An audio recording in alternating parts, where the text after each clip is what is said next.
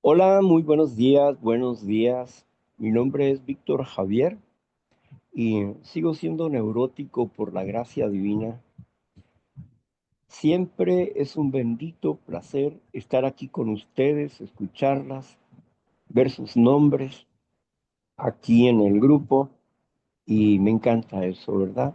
Me encanta que le pongan ánimo a la recuperación y sean perseverantes, porque la perseverancia, la disciplina de la perseverancia nos va a poner en relieve delante de Dios. A medida que prosperemos, Dios hará su obra en nosotros. A medida que nos esforcemos.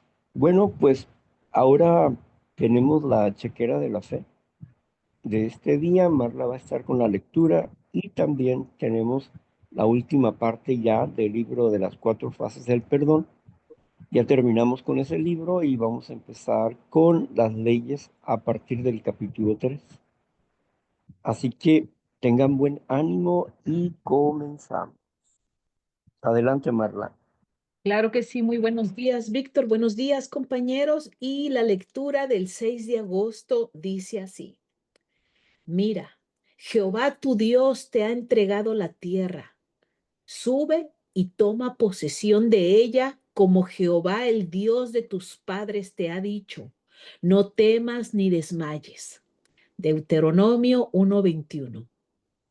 Hay una herencia de gracia que debemos ser lo suficientemente valerosos de ganar para que se convierta en una posesión nuestra. Todo lo que un creyente ha ganado está disponible para los demás. Podemos ser fuertes en la fe, fervientes en el amor y abundantes en la labor. No hay nada que lo impida. Subamos y tomemos posesión. La más dulce experiencia y la gracia más resplandeciente nos pertenecen tanto a nosotros como a cualquiera de nuestros hermanos. Jehová nos ha entregado. Jehová nos la ha entregado. Nadie puede impugnar nuestro derecho. Subamos y poseámosla en su nombre. El mundo está también delante de nosotros para ser conquistado para el nombre de Jesús. No hemos de dejar ningún país ni ningún rincón del mundo sin que sean sometidos. Ese barrio bajo, cerca de nuestro hogar, está delante de nosotros, no para frustrar nuestros esfuerzos, sino para ceder ante ellos. Solo tenemos que cobrar el suficiente valor para seguir adelante y ganaremos para Jesús hogares obscurecidos y corazones empedernidos. Nunca dejemos que la gente que está en una calzada o en un angosto callejón muera porque no tenemos suficiente fe en Jesús y en su evangelio para subir y poseer la tierra. Ningún lugar está demasiado entenebrecido. Ninguna persona es tan profana como para estar más allá del poder de la gracia. Fuera de aquí, cobardía. La fe marcha a la conquista. Amén. Y adelante, Víctor. Bien, aquí podemos notar que el autor, el lector, el escribiente de esta reflexión está viendo desde la perspectiva en que Jesucristo está haciendo una lucha contra el diablo. Y es una visión equivocada. ¿Por qué? Porque él habla de llevar el evangelio a todas las partes, y eso está bien, pero el hecho de pensar que esa gente se va a salvar porque yo voy ahí, no es cierto. No es cierto. Somos mensajeros de un mensaje. vaya la redundancia. Llevamos un tema para la vida de cada persona, pero quien decide salvar es Dios. Así como Él decide que crezcamos, Él también decide quién va a salvar. Y no está en mis manos salvar a nadie.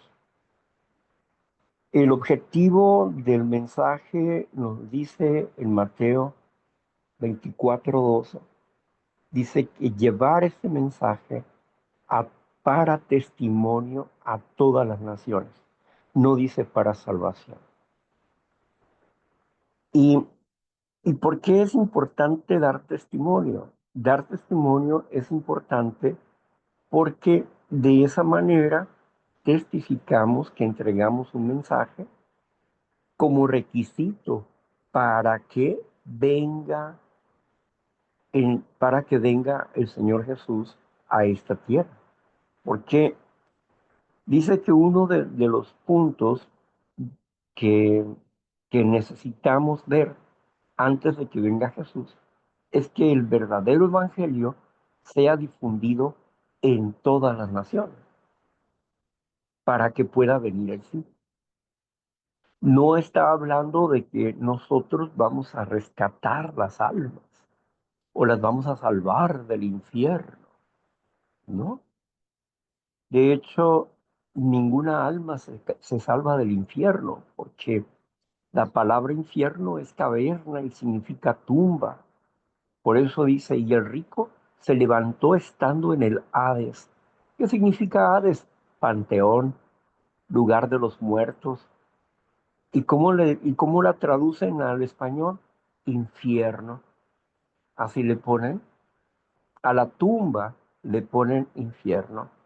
Porque infierno significa caverna, hueco, vacío. Pero no es un infierno en llamas, donde está un diablo cocinando a la gente.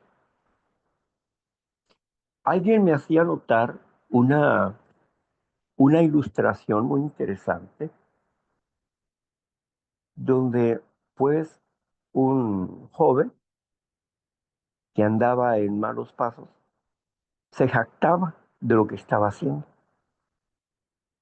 Y decía a la persona, bueno, yo como católico le dije que si no tenía miedo al infierno, porque pues es una idea muy común.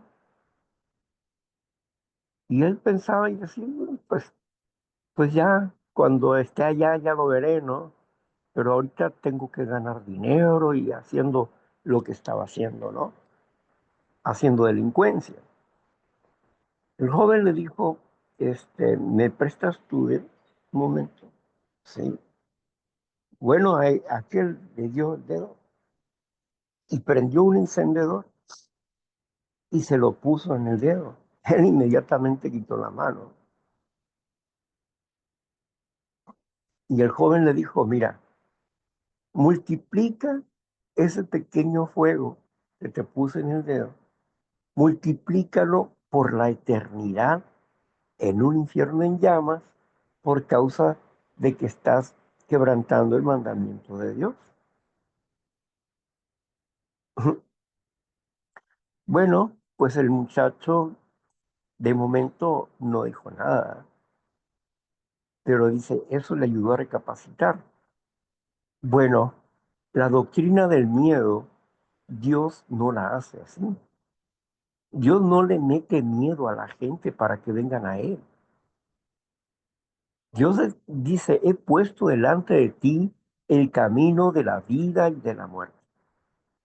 Nosotros aún no tenemos el derecho de obtener una tierra en este mundo, porque aunque nosotros tengamos una tierra en este mundo, tenemos que pagar un derecho por vivir en ella. Primero la compramos y luego pagamos el derecho por vivir en ella. Quiere decir que seguimos estando esclavizados de un sistema. No somos libres ni es nuestra tierra. Se nos renta la tierra a través de los impuestos que pagamos. Es una tierra esclavizada por el sistema demoníaco existente, que está vigente. Entonces, em, no es a través del miedo, predicar el miedo, como nosotros em, tenemos dicho por Jesús. No, el Señor Jesús dice, con ataduras de amor te he atraído. Con ataduras de amor te he atraído a mí. Yo soy el que meto tus pies al camino. O sea, yo decido meterte al camino. Cuando el Señor ve el potencial que nosotros tenemos, Él nos llama y nos elige. Muchos son los llamados, pocos son los escogidos. ¿Por qué entonces habría dicho, si Jesús vino a salvar el mundo en ese momento, por qué les dijo a sus apóstoles que les hablaba en parábolas para que ellos no se convirtieran y fueran sanados por Él? ¿Por qué dijo esas palabras? Porque todavía no era el tiempo para ellos. Y sí les dijo a ellos, a ustedes, a ustedes se les da el regalo de que conozcan el misterio del reino de Dios. O sea, los misterios del reino de Dios ustedes los van a conocer. Y vayan y prediquen estas buenas noticias a todo el mundo. Y luego dice, y hagan discípulos. Pero para ser discípulos, ¿a quiénes vamos a agarrar? A los que Él nos da. Nosotros no estamos ganando almas o rescatando almas o vamos a rescatar al mundo o no tengo por qué estar sufriendo ni por mi mamá, ni por mi hermano, ni por nadie de ellos, porque si bien yo mismo, si muriera hoy, pues de seguro iría a una tumba y estaría en el infierno. Como un día una persona se alarmó porque, porque era un creyente común y me dijo, hermano Víctor, ¿y su mamá? Mi mamá está en el infierno. ¿Cómo? No diga eso de su mamá. ¿Cómo es posible que usted esté diciendo que es el infierno? Pues sí, todos vamos a ir ahí. No, yo voy a ir al cielo, hermano. Pues no creo que vayas a subir al cielo. Estás bien gordito. Pero mira, te voy a explicar. El infierno es la tumba. El cielo como paraíso, como tal, no existe. La escritura no habla de eso. La escritura habla de que el reino de los cielos va a descender a la tierra, no que nosotros vamos a ir para allá. La escritura dice que nuestro espíritu regresa a Dios quien lo dio, pero que estamos stand-by, es decir, en pausa. Estamos esperando la resurrección para que se nos dé un cuerpo y poder sentir, ver, pensar, razonar. Sin cuerpos no podemos, solo espíritu no podemos. Aún necesitamos un cuerpo espiritual o un cuerpo físico.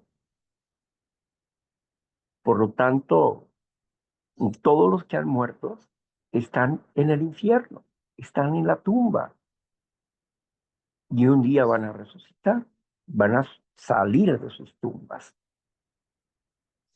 Todos ellos descansaron en la esperanza de la resurrección, dice Hebreos capítulo 11, versículo 13. Entonces, si creemos a las escrituras, no vamos a estar preocupados por los hijos o las hijas, porque al final Dios tiene un plan para ellos. Él tiene un proyecto para ellos, pero todo tiene que ser en tiempo y forma de Dios, no nuestro. Lo nuestro, nuestra preocupación es llevar el mensaje. Y aquellos que se quieran discipular, a ellos darles el mensaje. Acuérdense que los pasos son oyente, creyente, mm, discípulo e hijo de Dios, ¿no? Oyente, creyente, discípulo e hijo de Dios. Muchos son creyentes, pero no han logrado ser discípulos. Muchos son oyentes, muchos son creyentes, pero aún no llegan al grado del discipulado, porque se van a encontrar con un evangelio completamente diferente que no ha sido anunciado. Porque si el evangelio, el verdadero evangelio, ya se anunció en todo el mundo, ¿por qué no ha venido el Señor Jesús? Porque Él dijo que cuando este evangelio sea anunciado a todo el mundo, entonces vendrá el fin. Pero todavía no ha sido anunciado a todo el mundo el verdadero evangelio. Y eso es justamente lo que estamos haciendo. Entonces, a Israel se le dio la tierra y se le dio el poder para conquistarla. Ahí no había impuestos, había nada más que tomarlas. Dios le había dado esa herencia a Israel, a las 12 tribus, y tenían que tomarla. Pero nosotros tomaremos la tierra cuando el rey venga a nosotros. Nosotros no tenemos por qué dominar la tierra ni nada que ver con este gobierno. Somos embajadores en el nombre de Cristo. En primera de Corintios 4:20, si no mal recuerdo, segunda del 4:20, nos dice el apóstol Juan, así que somos embajadores en el nombre del Señor Jesucristo, les rogamos, arrepiéntanse, arrepiéntanse, les rogamos, arrepiéntanse, acérquense a Dios. ¿Por qué somos embajadores? Porque hablamos del reino que está en los cielos. Hablamos del Rey de Reyes, que es el Padre Eterno, y su Hijo Jesucristo. Hablamos de las buenas noticias que Jesucristo trajo a esta tierra, pero que aún no se cumple la venida del Señor Jesús para someter a todas las naciones, como Él lo dijo. Y aquí el predicador que está escribiendo eso nos dice que ahora nos vayamos a andar peleando por allá y por acá y queriendo convencer a medio mundo, ¿no? No, por eso nosotros no convertimos a nadie. Les damos el evangelio para que ellos y Dios hagan la obra en ellos. Nadie puede venir a mí, dice el Señor Jesucristo, si el Padre no los trae. Si el Padre no decide y los trae, no pueden llegar a Cristo Jesús. Y nosotros representamos el cuerpo de Cristo Jesús. Nadie puede llegar a nosotros si el Padre no lo trae. Qué bendición que no tengamos una doctrina de temor, sino de amor, de esperanza, de gozo, de paz. Pero Dios no está con el cinto y si no vienes conmigo te voy a castigar.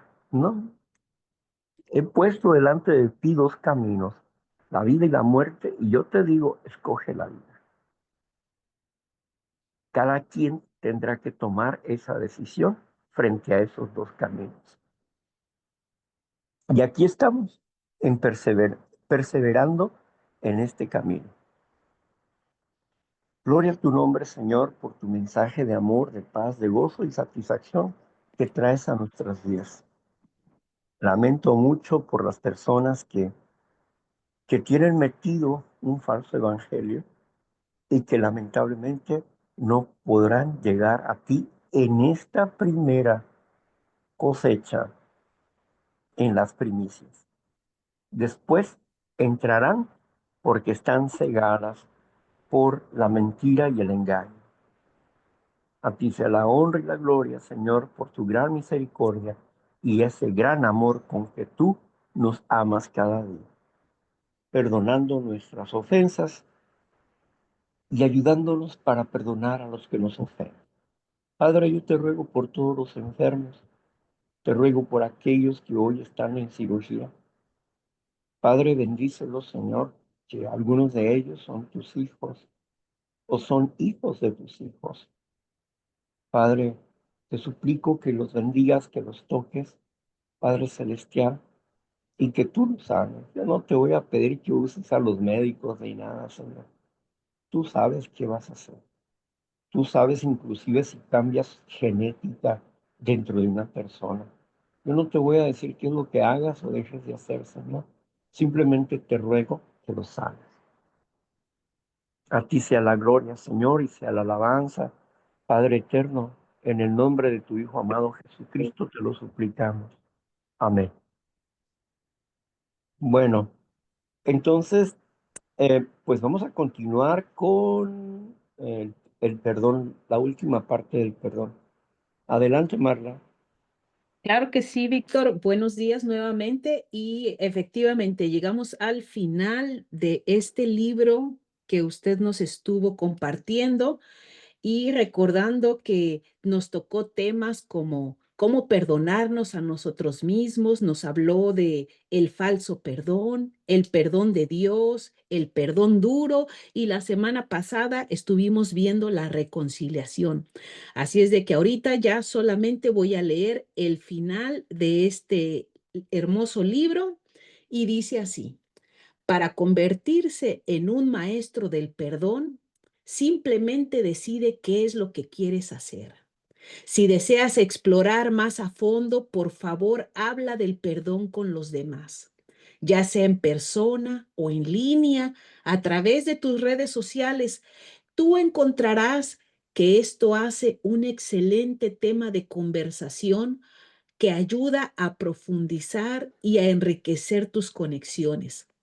Basta mencionar a las personas que estás leyendo un libro sobre el perdón, puede provocar una conversación maravillosa.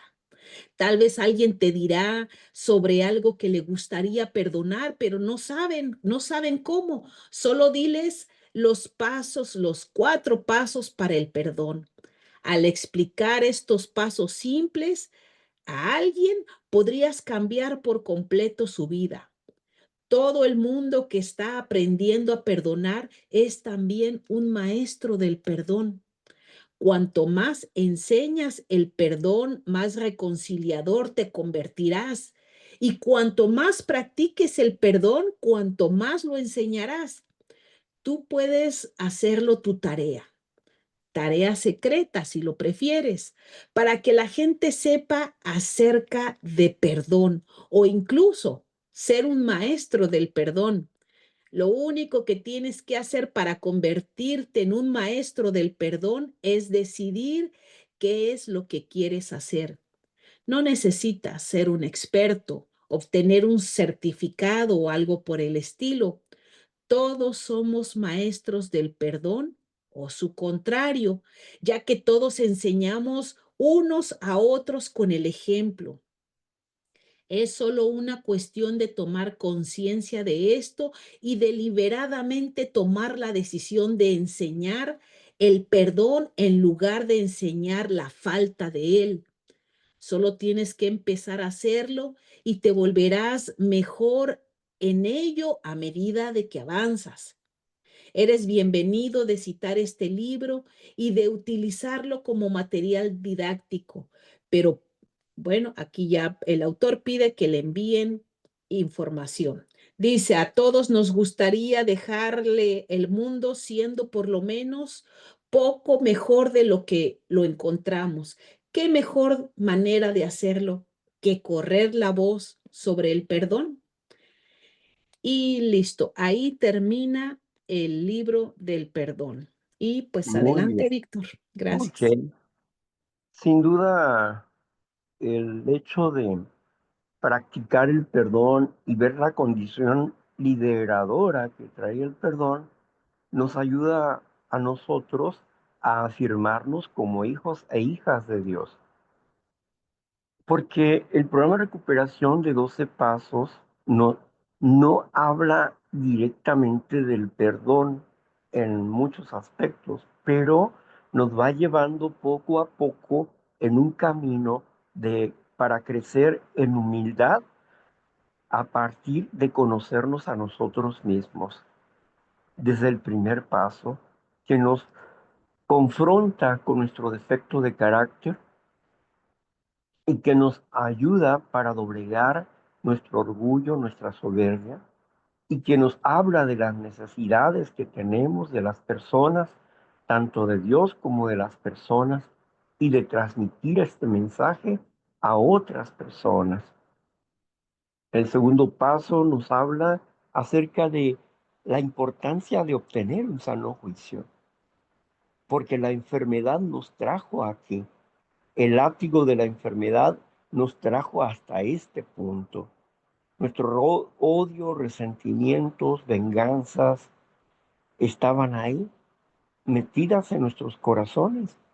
Nuestra condición era de odio hacia nosotros mismos y hacia las demás personas.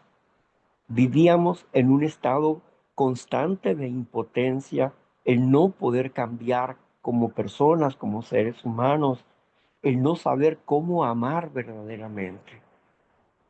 El tercer paso nos habla de el primer intento que tenemos para abrirnos, dejando nuestras antiguas maneras de pensar por una nueva manera de pensar, un nuevo camino de fe, una fe que nos lleva a accionar.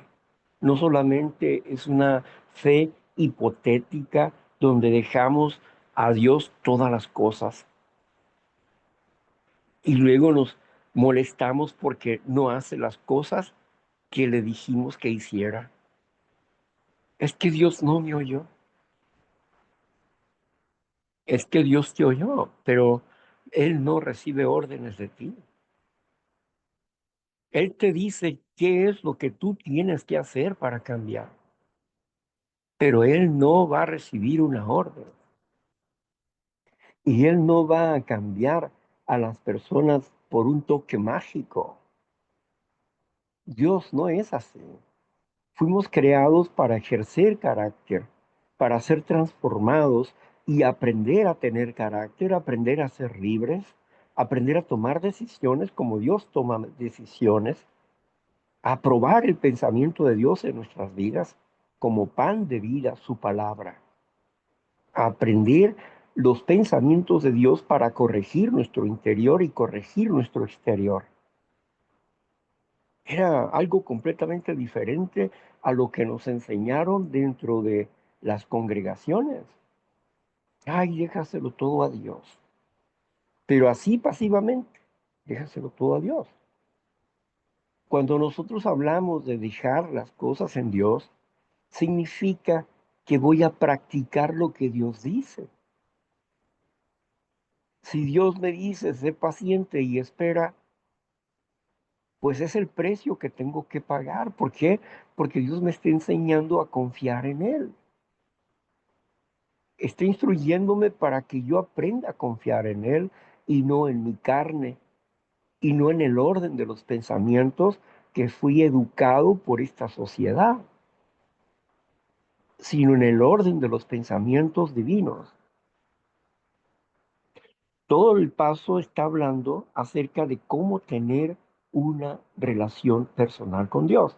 El cuarto paso nos habla y nos pone en relieve los engaños que tenemos primeramente, que nos hacen sentir miedo ante la condición de revelar nuestra situación interna. Los miedos nos atan y no permiten que nosotros crezcamos, que nos desarrollemos. Entonces, el programa de recuperación que está haciendo con el cuarto paso está tratando de que nosotros lleguemos a arrepentirnos de nuestros pecados o defectos de carácter, como prefiera. Es lo que está tratando. Pero la gente cree que haciendo una confesión, ya está bien todo. O el decir, el suelta, suelta y decir, ay, yo perdono a mi mamá, a mi papá, a mi hermano, a mi hijo, un perdón general de todo. No, hay consecuencias. Hay consecuencias de haber vivido con odio, con resentimiento. Hay consecuencias. Y esas consecuencias se llaman memorias de reacción o memorias instintivas. Esas consecuencias están en la memoria, en en las memorias de conciencia, ideales equivocados, errados, que nos hacen sufrir porque los tomamos como si fueran una orden, pero nunca los analizamos, ni los sopesamos, ni los metimos a la luz de la razón de Dios para saber si esos pensamientos eran correctos o no. Nunca lo hicimos. Pero el segundo paso nos dice que tenemos que hacerlo para obtener sano juicio. Tenemos que verificar qué ideas son de acuerdo a la voluntad de un Dios amoroso o no. Trabajo que regularmente no se hace. ¿Por qué? Porque dicen, no, es que el primer paso, segundo paso y tercer paso son solamente de aceptación. No, ahí hay trabajo que hacer, hay acciones precisas que hacer. No es solamente meditar en ellos, no, hay que hacer. Porque si no hay que hacer, entonces, ¿por qué dice deja de discutir? No es un quehacer el hecho de dejar de discutir. No es un quehacer el hecho de dejar esas creencias evolutivas que habla el segundo paso. ¿Quién fue el primero, el huevo o la gallina? Está hablando de la evolución, del hombre surgido majestuosamente del lodo primordial. ¿De qué está hablando? Pues de la evolución. Deja ya de discutir acerca de eso, es lo que está diciendo ahí. Deja ese pensamiento evolutivo y aprende y entiende que hay un creador. Y para que tú puedas ver y sentir, deja de discutir y abre tu mente. Y, y pesa los hechos que se te presentan. Todas estas cosas están hablando de reconciliación y perdón. Reconciliación con Dios, conmigo mismo. Reconciliación con otros seres humanos. Por eso nos va a hablar más adelante de la importancia de darnos cuenta de cosas más pequeñas que ya no son tan evidentes como las obsesiones que traíamos, de cosas más pequeñas en el cuarto paso, en el sexto paso nos va a hablar de eso, donde estuvimos enteramente dispuestos. Bueno, es la intención del paso, que estemos enteramente dispuestos a dejar las cosas que nos gustan, pero que no permiten la entrada de la gracia a Dios, la gracia de Dios a nuestras vidas. Y lo que pretende el paso es que nosotros crezcamos a imagen y semejanza del Creador, derribando todo argumento, todo pensamiento y toda situación que nos aleje de Dios. Es lo que pretende el paso de recuperación. Yo no sé por qué hablan los grupos, muchos grupos, de que no menciones a Dios en tu vida si todo es para que tengas un encuentro personal con Él. ¿O no es así? ¿O no dice eso el onceavo paso? Que no buscamos a través de la oración y la meditación mejorar nuestro contacto consciente con Dios. Y entonces, ¿cómo es que me dices que no hable de Dios? Si tengo que dar testimonio de lo que Dios ha hecho en mi vida a través del proyecto del programa de recuperación, ¿cómo llegamos a creer?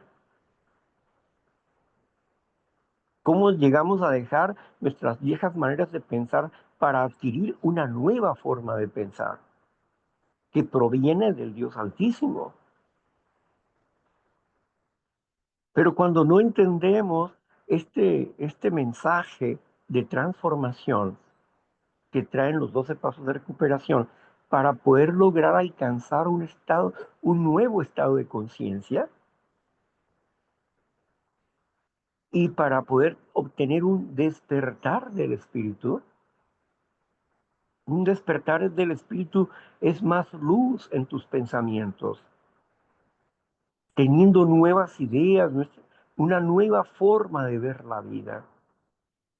Y gracias a esa nueva forma de ver la vida y sentirnos bien, llevar este mensaje de amor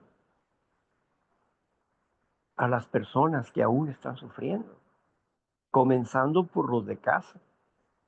Y digo de casa que es los que estamos en el grupo, porque a veces hay mucha gente que está sufriendo en el grupo, que le resulta difícil entender las claves que están dentro de los 12 pasos de recuperación. El paso de recuperación me está llevando a una reconciliación con Dios, me está llevando a un arrepentimiento. ¿Y qué dice Dios? Vengan a mí y estemos a cuentas, y yo te voy a poner blanco como la nieve. El sexto paso lo dice, que nosotros llegaremos a ser blanco como la nieve y Dios lo hará bajo ciertas condiciones, dice el paso. Y muchos que tergiversan el paso dicen, no, es que aquí dice que no seremos blancos como la nieve. ¿Dónde dice? No dice nada de eso. Dice que Dios lo hará si nosotros actuamos bajo ciertas condiciones. En una ocasión, en un grupo, me preguntaron, ¿y tú estás blanco como la nieve? Así como dudando, ¿no? Y le dije, claro que sí, pero déjame explicarte el proceso, porque si tú me quieres decir que yo no soy perfecto, tienes razón. Yo no soy perfecto, ni estoy perfectamente limpio. Estoy en el camino de la limpieza, pero te voy a decir por qué estoy blanco como la nieve. Y empecé a hablarle del cuarto paso, de hacer, de trabajar, de meditar, de pensar, de confesarme ante Dios, ante mí mismo y ante Dios, la naturaleza exacta de mi problema, de lo que yo veo como mi problema. Entonces Dios me promete que me va a perdonar, y si mis pecados fueran rojos como el carmesí, vendrán a ser como blanca lana. Y si fueran rojos, en rojos, ¿verdad? Vendrán a ser como la nieve blanca, dice, como la grana, rojos como la grana, vendrán a ser como la nieve blanca. O sea, Dios está diciendo, yo te voy a limpiar completamente a ti. Y otro versículo dice que Él va a limpiar mi conciencia de obras muertas. O sea, todo mi pasado está muerto. Y como yo no tengo conflicto con mi pasado, he sido emblanquecido. En mi pasado yo soy emblanquecido, porque Dios me ha perdonado. Y he aceptado su perdón y su sacrificio en mi vida. Dios me ha perdonado. Ahora, el décimo paso, ¿para qué sirve? Pues para que permanezca limpio. ¿O no te bañas todos los días? Bueno, habrá quien se bañe cada mes, cada semana, cada tercer día, por diferentes circunstancias, pero te tienes que bañar. ¿Por qué? Para limpiarte de la suciedad. Y de seguro que aunque te bañes, no te vas a limpiar completamente de la suciedad, pero te vas a sentir más agradable, más livianito, livianita. Y eso es lo que hacemos con la bañera del paso 10. Limpiamos nuestras vidas, estamos reconociendo nuestras faltas, estamos aprendiendo a entendernos cómo funcionamos desde el instinto natural, nuestras emociones, cómo necesitamos desarrollar una inteligencia emocional o una inteligencia espiritual. Entonces, ¿de qué estamos hablando? Del programa de recuperación. De eso estamos hablando. De Dios y yo y la humanidad. De eso hablamos. De eso habla el programa de recuperación. El programa de recuperación habla la diferencia entre lo mundano y lo espiritual. La diferencia en que las negociaciones del mundo se hacen entre grupos y eso, y cómo nosotros tenemos que actuar en contra de esas posturas mundiales. ¿Acaso no es lo mismo que dice Pablo? ¿No es lo mismo que dice Dios en Apocalipsis? Sal de esa sociedad. No toquen eso sucio de ellos. Y yo estoy contigo. De sus pensamientos perturbadores, malévolos y perversos y sucios. salgan del medio de ellos. La mayor parte de las personas se divierten viendo cosas malas, burlándose unos a otros, ¿sí? Hablando de adulterio, de asesinato, de mentiras, de robos. Así se divierte la humanidad. Entonces, de mentiras, vivimos en un mundo que es contrario. Y hablo del mundo en el sentido de la sociedad, no de la naturaleza, de la sociedad. Porque lo único que tiene sucio esta sociedad son sus pensamientos que los llevan a hacer actos perversos, destructivos. Cuando llegamos al séptimo paso, donde nos habla de la humildad, ¿por qué nos habla de la humildad? Porque ya hemos venido trabajando con eso desde el primer paso y en el séptimo paso nos lo da a conocer. Primero nos reveló en el sexto paso que veníamos nosotros trabajando para crecer a imagen y semejanza de un creador, de un Dios amoroso. Y en el séptimo paso nos revela la humildad, algo que ya veníamos trabajando desde el primer paso hasta ese momento. Pero aquí nos declara la forma en que Dios trabaja en el séptimo paso y la importancia de entender que para transformar nuestra vida, para pasar de la enfermedad a la salud, vamos a sufrir. Para dejar esos malos hábitos, vamos a sufrir. Y que tenemos que pagar ese precio y tenemos que estar dispuestos a pagar ese precio. El paso nos habla de esa moneda, del dolor, del sufrimiento, para poder tener un cambio. Y es que en los procesos naturales es así. Si estamos enfermos, vamos en sufrimiento. Llegamos al lugar donde nos van a ayudar y ¿qué hacen? Ponen analgésicos para que no sientas dolor, etcétera, mientras te curan. Una vez que ya te curas y que el analgésico se va, empiezas a sentir dolor, pero es un dolor de recuperación, ya no es un dolor de enfermedad que te tortura y te mata, sino es un dolor de recuperación, un dolor de sanidad, donde tu herida va a cicatrizar, donde vas a superar la situación. Y lo mismo es en las cuestiones espirituales, pues. Por eso el hecho de aprender a meditar a través del décimo paso para luego pasar al onceavo paso, a la oración y a la meditación y a buscar la voluntad de Dios. ¿Qué quieres que yo haga, Dios mío? ¿Qué quieres que yo haga? Y lo primero que encontré, lo más difícil, como alguien decía ayer, es perdona a tus enemigos. Perdona a tus enemigos. Ayúdalos, porque juicio pone sobre su cabeza. ¿Cómo que juicio? Sí, porque Dios le está dando una justificación a Dios para que Dios actúe en su amor, ya sea para que ese hombre se transforme o para ese hombre, llegado el momento, Dios le va a dar una lección de vida. Pero que nosotros no tenemos nada que ver en eso, es una decisión de Dios y a su manera.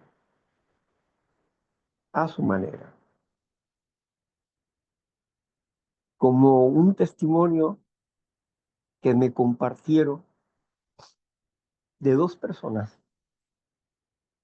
Uno era un delincuente y en su delincuencia fue atrapado por un detective que lo puso en prisión por 10 años en prisión. Él Prisionero, se encontró a Dios dentro de su dolor y la prisión y sufrió una conversión. El policía se había jubilado y tuvo una enfermedad y por causa de eso se encontró con Dios y se reconcilió con Dios. Un día, estando en el mismo lugar, en la misma congregación, entró entró el preso ese y dio testimonio de agradecimiento a la congregación. Y luego, cuando lo vio el policía convertido, se levantó. Se levantó y fue hacia el frente.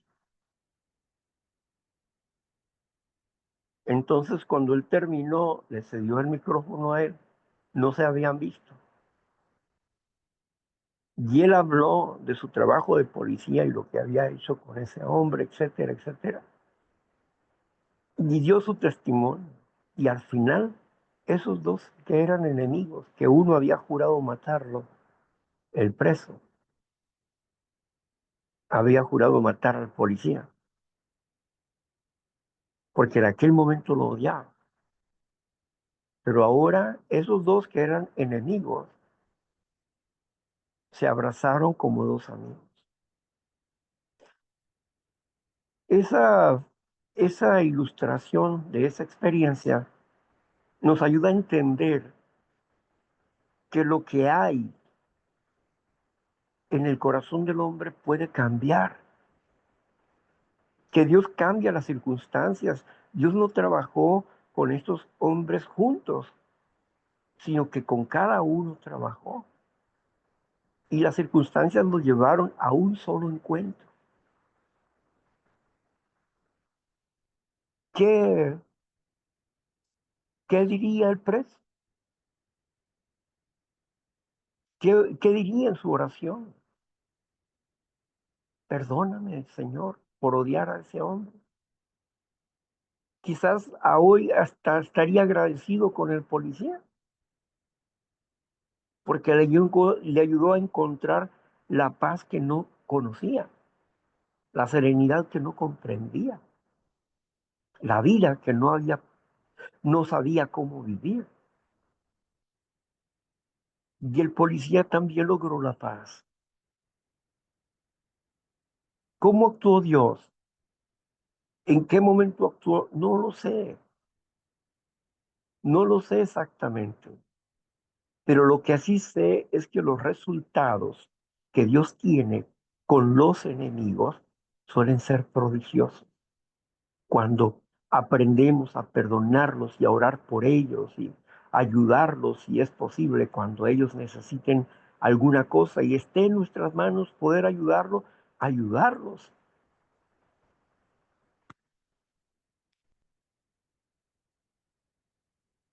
Cuando hemos practicado este amor sobrenatural, la vida nos cambia profundamente, nos volvemos diferentes. La Biblia habla de un perdón constante y pone de ejemplo al Padre. El Padre quiso perdonar a la humanidad de su error. El Padre es justo y vio que era injusto lo que estaba sucediendo con los seres humanos, que desde la juventud iban sus pensamientos de continuo al mal, dice.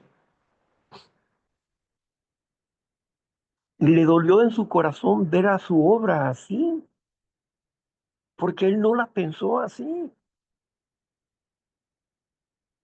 Imagínate tú tienes un hijo, una hija, y lo ves lo ves deshecho, borracho, drogado. Da tristeza. Y aunque no sean los hijos nuestros. Yo recuerdo que caminando por las calles de Tijuana, me asomé a un bar y estaba una chica como de 18 años, botada en una mesa, y otros alrededor de ella riéndose. Es horrible eso, ver la dignidad de las personas, hombres y mujeres, pisoteadas por la maldad, pisoteadas por el demonio, burlándose de Dios, de la imagen de Dios. Es horrible. Ahora un hijo propio que, que puede ser una vergüenza para la familia, pero que en el amor los padres dan todo lo que tienen para tratar de ayudarlos, pero su condición interna no lo permite. Es dolorosa la lucha y difícil. Por eso, aquellos que hemos encontrado un programa de recuperación que habla de reconciliación y perdón, este programa de recuperación que nos habla de humildad, que nos habla de virtudes especiales en nuestras vidas a desarrollar, que nos habla de la misericordia, de la piedad. Este programa de recuperación que nos ayuda a ver con claridad la pobreza espiritual en que viven las personas y que a veces lloramos de impotencia porque vemos a un amigo semidestruido o que tuvo que abandonar a su familia porque hizo cosas incorrectas llevadas por la locura de la enfermedad. Gente que almacenó odio, rencor desde la infancia por los maltratos de sus padres y que hoy sufren las consecuencias de ese odio, de ese resentimiento, por una falta de comprensión al problema espiritual existente en este mundo. No solamente en nuestras vidas, en este mundo. Somos privilegiados, aquellos que llegamos a un programa y empezamos a vivir una nueva vida, con una nueva visión de las cosas, con una sensación de gozo, de paz, de satisfacción. Y al ver esas cosas uno se conmueve porque dice, caramba, ¿cómo puedo ayudar a ese individuo, a esa persona? Si es como un potro rebelde que no se deja tomar, yo no puedo. Y nos llenamos de impotencias ante la enfermedad, ante el sufrimiento humano, ante las vejaciones que sufren niños, adolescentes. Nos llenamos de dolor. Sufrimos, sí, sufrimos, porque no somos de hierro, pero tenemos que dejar ese dolor en manos de Dios. Y por eso suplicamos a Dios que venga pronto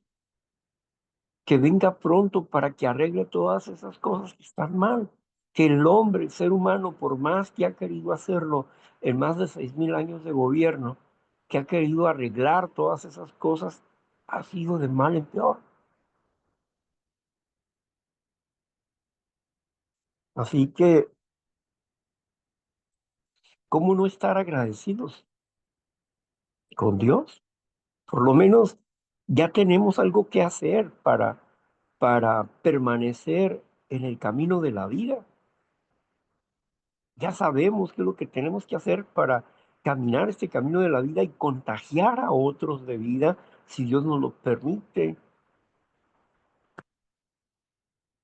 ¿Cómo no va a ser maravilloso esto?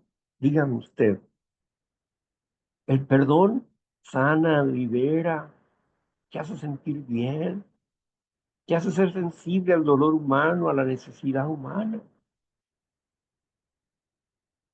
No solamente se piensa en uno mismo.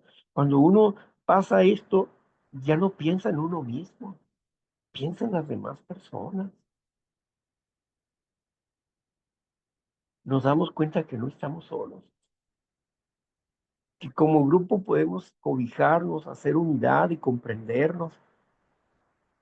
Pero yo no te puedo acusar de tus errores o de tus faltas, aunque sean actuales, porque conozco la enfermedad en mi propia mente como en mi propio cuerpo. ¿Cómo te voy a acusar de algo que sé que eres inocente? Y que hoy estás aquí para luchar, para cambiar ese estatus interno de odio, de resentimiento, de venganza, que causa dolor en tu vida, que te autodestruye y te autodevalora, y estás atrapado por la energía negativa del egoísmo. Pero a pesar de eso, luchas por salir de eso, por salir de las garras del enemigo y por presentarte a Dios como una criatura lastimada y dolida por la maldad, pero que quiere salir de esa situación. Y Dios quiere limpiarnos, y Dios quiere darnos las claves de la vida, y Dios quiere que nosotros probemos la buena voluntad que Él tiene para con nosotros, que tienen amor y misericordia. Por eso dice ahí, de tal manera amó el Padre al mundo que ha dado a su Hijo unigénito, para que todo aquel que en Él ponga su fe no sea destruido, mas tenga vida eterna. Dios quiere que tú y yo tengamos vida aquí ahora y toda la eternidad. Si no podemos entender eso, de que Él se sacrificó y no usamos ese sacrificio para amar a los enemigos, para sanar nuestros corazones, ¿cómo pues me dices que tienes un Dios amoroso si no puedes realizar esa pequeña frase, ama a tus enemigos, ama a tu prójimo como a ti mismo, ama a tus enemigos? Esa condición de amar, de perdonar, es liberación, pero tienes que comprenderlos. Si no comprendes tu enfermedad, vas a ser juez, jurado y verdugo de tu hermano enfermo, y vas a seguir enfermo y enfermándote más, porque no estás haciendo lo correcto. ¿Por qué? Porque Dios ya te ha perdonado y tú no quieres perdonar. No quieres dejar de ver al pasado y atarte a ese pasado muerto, inservible. Inservible cuando lo abrazamos de esa manera, cuando estamos dependientes de que lo que vivimos, en vez de dar gracias por lo que tenemos, de aquí hacia el frente. El pasado ya estuvo para estar llorando sobre él. Entonces, la liberación está a la puerta, pero tenemos que ser esforzados y valientes. No tengas miedo, no desmayes, y Dios estará con nosotros si practicamos estos principios de la recuperación espiritual. Si aprendemos a purificar nuestros pensamientos para que nuestras emociones y sentimientos sean limpios, con un amor fraternal no fingido. Qué maravilla, ¿no?